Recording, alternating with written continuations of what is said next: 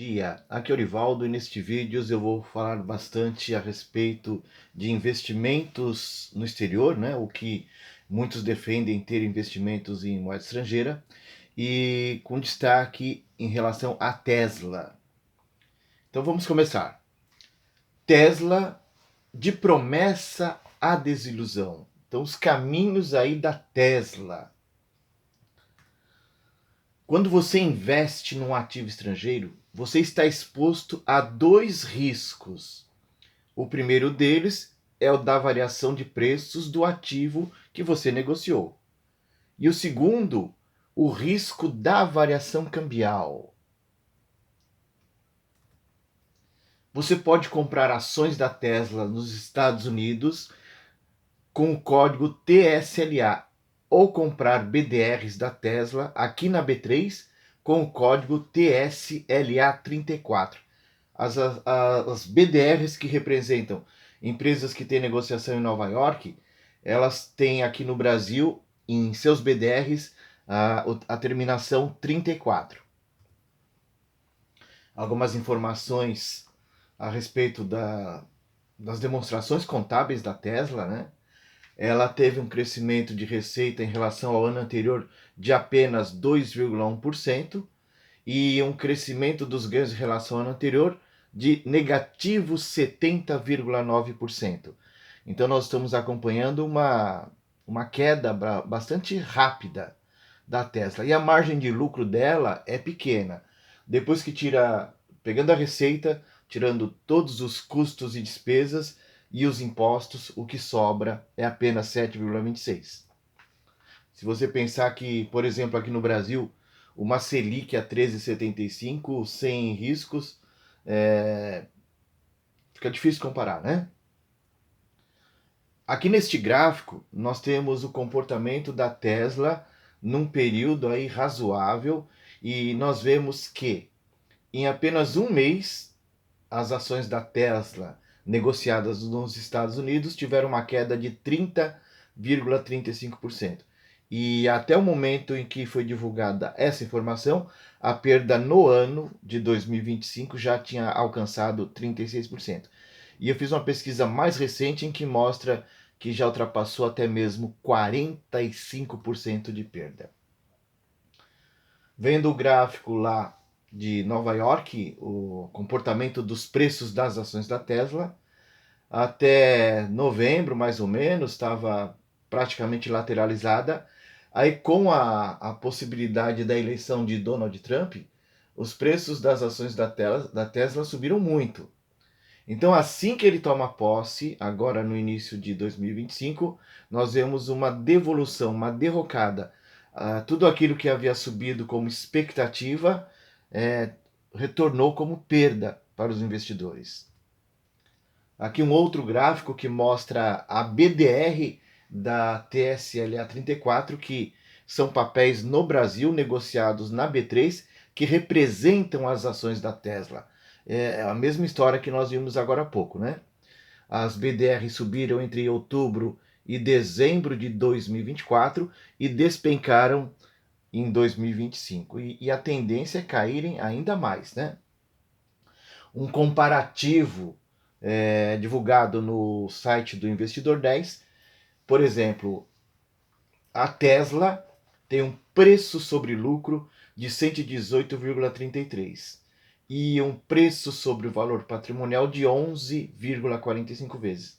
Quando você compara com outros fabricantes de automóveis, por exemplo, a Ford Motors, PL de 6,69, a Honda, PL de 6,66 e a Toyota de 7,13. Então você vê que a diferença é muito grande. Aqui, no caso da Tesla, é como se fossem necessários 118 anos de lucro para as ações valerem o que valem. Ou seja, as ações da Tesla estão extremamente sobreavaliadas. E vai ser natural que elas caiam, e caiam muito. Também em função da concorrência de carros elétricos e até mesmo autônomos da China. Nós vemos aqui a parte de balanço e demonstração de resultado. nós vemos que de 2016 para cá, a Tesla teve até 2020 um crescimento degrau a degrau, sem grandes oscilações, subindo de forma consistente.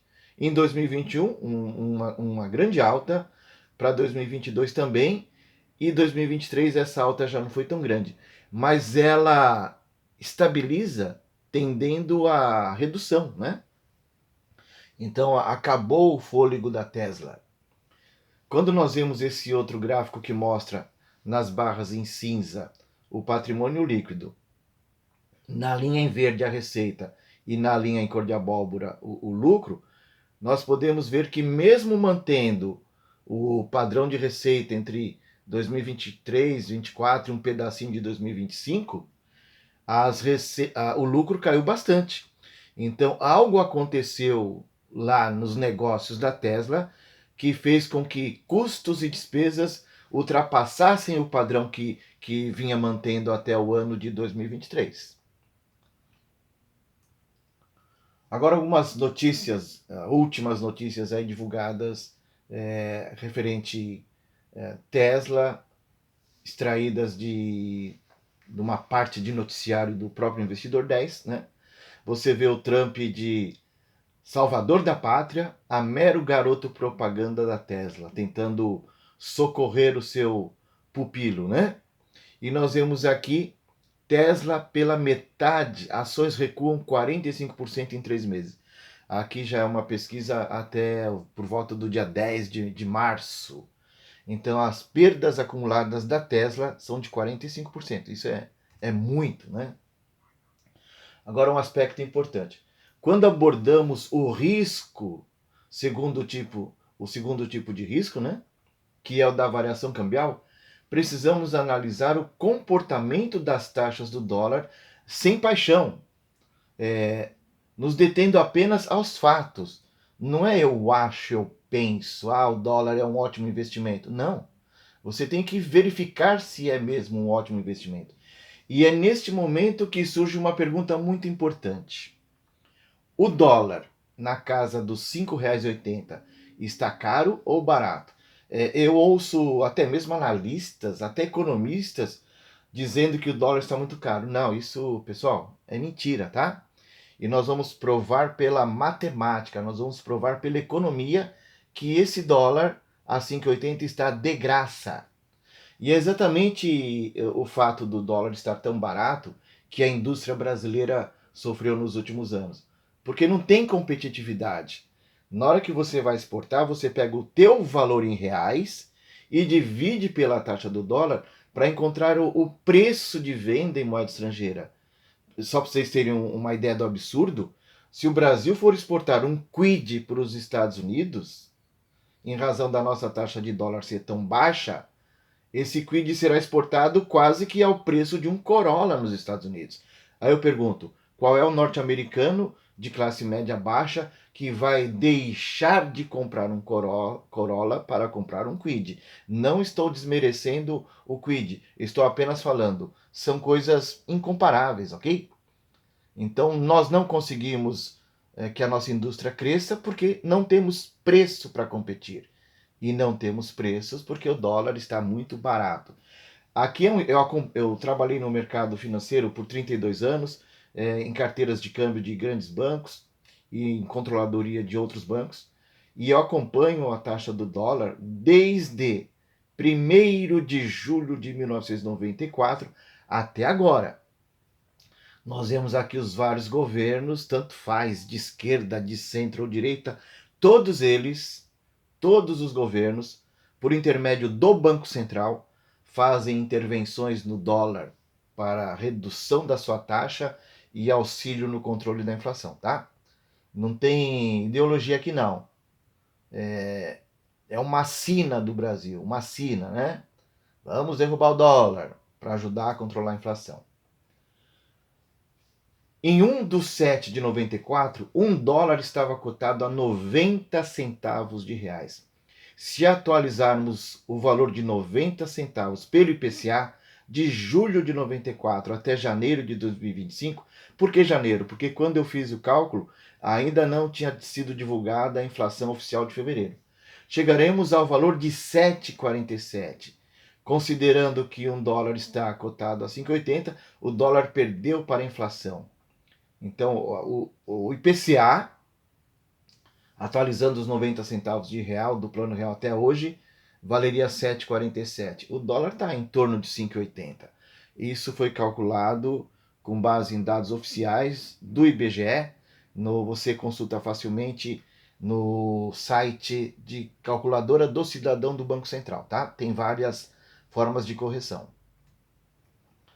Aí eu pensei, puxa, então vamos comparar com a poupança. A poupança é meio que discriminada por ter uma rentabilidade baixa. Mas eu tive uma surpresa incrível quando eu fiz esse cálculo.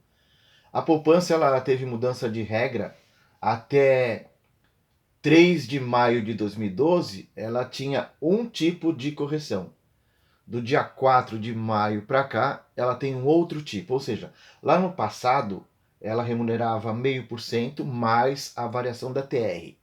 A regra atual é a seguinte: quando a Selic maior do que 8,5%, a poupança rende 0,5% ao mês mais a variação da TR. Quando a Selic menor que 8,5%, a poupança rende 70% da Selic. E a gente vai ver isso daqui a pouquinho, né? Ou seja, corrigindo o valor do dólar em 1º de julho de 94 até agora, dia 28 de fevereiro de 2025, você tivesse colocado os 90 centavos na poupança naquela data, hoje você teria R$ 15,18. Olha que doideira. Lembrando que o dólar está 5,80. Se a pessoa aqui no Brasil tivesse guardado uma nota de $1, hoje ela venderia por 5,80. Se a mesma pessoa tivesse aplicado o equivalente a $1 lá em julho de 94 até hoje, hoje teria 15,80. Ela poderia ir numa casa de câmbio e comprar $2,62. Olha a grande perda no comparativo tanto com a inflação pelo IPCA quanto em dólar. Mas não é justo nós fazermos uma comparação de um valor em real aplicado aqui. Para que seja justa a comparação, nós temos que fazer a atualização pelos juros do Tesouro norte-americano para $1. Imaginem que $1 tivesse sido aplicado pelo mesmo período em Tesouro americano. Antes de chegar nesse ponto, eu quero mostrar para vocês que, além daquele cálculo pela calculadora do cidadão, eu fui conferir se era verdade, porque eu achei R$ 15 e pouco muito alto. Eu peguei as taxas de atualização da poupança ao longo de todos esses meses, de 3 de maio de 2012 até agora. Vocês podem pausar o vídeo se não acreditarem em mim e ir lá e pesquisar qual era a taxa de atualização da poupança mês a mês. Ok, pessoal? Então a gente vê que eu coloquei mais uns dias do mês de março, então a gente já chega a 15,26, né? 90 centavos de real aplicado em 1º de julho de 94 até agora, ou seja, $1 convertido em reais, aplicado na poupança até agora, vira 15,16. E com relação à comparação mais justa, comparar o valor em dólar em real na poupança por 29 anos, eu também vou comparar uma aplicação de $1 por 29 anos, recebendo como juros a taxa dos títulos públicos americanos. Então aqui eu tenho um período de 1955 até 2025 e o nosso foco são as taxas de Tesouro Americano de julho de 94 até 2025. Aqui no canto inferior direito eu marquei o período de comparação. Aqui, para vocês terem uma ideia de um tempo mais recente, né? Nós temos aí 10 anos do título do Tesouro Americano, os juros, né? Nós vemos que por muito tempo aqui, ó, por vários anos, a taxa de juros americano foi apenas de 0,25%. Aqui no passado também um período. Mas vamos pegar o período que nós estamos analisando, de julho de 1994 até agora, início de 2025. Aqui estão as taxas do título do Tesouro Americano. Eu fiz essa grade para facilitar a análise, né? Nós temos aqui o ponto zero. A cada linha tracejada dessa, nós estamos pulando um meio ponto. Então, por muitos meses, por anos até, né? Nós temos a taxa do título do Tesouro Americano em 0,25% ao ano, né? Em alguns momentos chegou a 2,5%, 3%, em alguns momentos chegou a 5,5%, mas no geral, ela sempre foi mais baixa do que a variação da nossa poupança. E aqui eu peguei o valor de $1 e apliquei aquelas taxas com juros compostos para a correção de uma aplicação de $1 por esse mesmo prazo de 29 anos. E então, $1 dos Estados Unidos aplicado no Tesouro Direto, recebendo a remuneração do Tesouro norte-americano, né? Nós chegaríamos a $2,13. Está aqui uma tabela em que eu faço essa atualização, ano a ano. Olha quanto tempo nós ficamos lá nos Estados Unidos com o Tesouro Americano pagando apenas 0,25% ao ano. Nós chegamos até março, considerando aí praticamente metade do mês, nós chegaríamos a $2,13. Se você tivesse aplicado $1 nos títulos do Tesouro Americano, hoje você teria $2,13, que convertido a reais em 14 de março de 2025 resultaria em R$12,25. Se por outro lado, se você tivesse aplicado na poupança o valor equivalente a $1 em julho de 94, quando a cotação estava em 90 centavos, hoje você teria o valor de R$15,26. Detalhe, estou comparando a remuneração do Tesouro Americano com a poupança. Porque se eu tivesse comparado com, por exemplo, a nossa Selic, né, o Tesouro, Tesouro Selic, ou o nome tradicional LFT, esse número passa de R$30. Então a gente está comparando a remuneração americana com uma remuneração baixa que a poupança. E mesmo com uma remuneração baixa, a pessoa teria perdido aqui R$3,01. Comprovadamente, investir em dólar americano nos últimos 29 anos foi uma roubada. Quem fez isso perdeu dinheiro. Porque a pessoa poderia ter investido, por exemplo, em título brasileiro, que remuneram muito mais do que a poupança. Chega a ultrapassar o dobro da remuneração da poupança. Pessoal, então, existe uma máxima que a gente aprende em marketing, que é a seguinte: as campanhas publicitárias trabalham com 3 argumentos: chamar atenção, despertar medo e oferecer uma oportunidade de solução. Mas o marketing conta com uma quarta coisa, que é a mais importante de todas, que chama o poder da ignorância deliberada. Muita gente ouve falar, tem que ter investimento em dólar, mas não vão pesquisar para ver se é verdade. Porque se pesquisar vai ver que não é. Outra comprovação do que eu estou falando. Se fosse verdade, por que é que a grande parte das ações de empresas negociadas na B3 pertencem a norte-americanos?